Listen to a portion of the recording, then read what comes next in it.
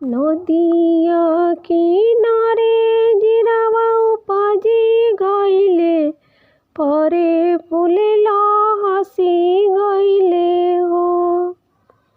नदिया किनारे जिरावा उपजी गइले, फुलेला हसी गइले हो।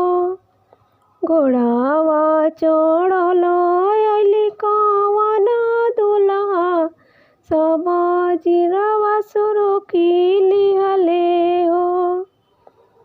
घोड़ावा चढ़ल अइली कवन दुल्हा, सब जिरावा सुरुकी लिहले हो। जिरावा सुरुकी दुल्हा पगड़िया बनले, चली पहले ससुर के देशवा हो। जिरावा सुरुकी दुल्हा पगड़िया बनले, चली पहले ससुर के देशवा हो।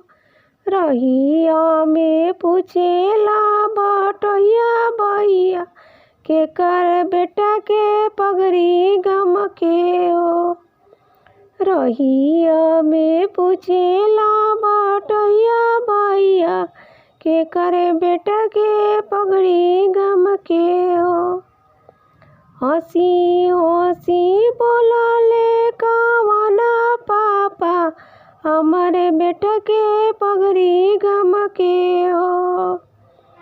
नदिया किनारे जिरावा उपजी गइले, फरी फुलेला हसी गइले हो।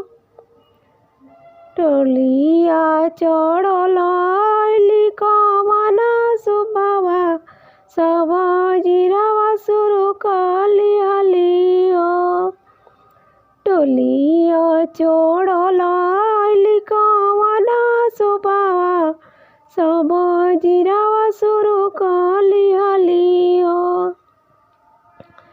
जिरावा सुरुकी सुबवा कइचवा भरली, चली भइली ससुर के देशवा हो।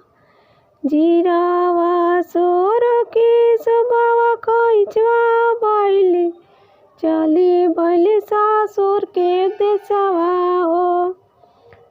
रहिया में पूछेला बटहिया भैया, केकर बेटी के खोइचा गम के हो।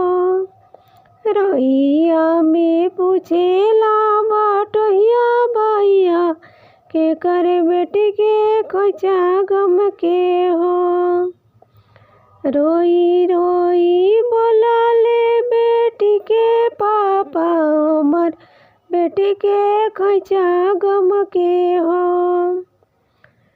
नदिया किनारे जिरावा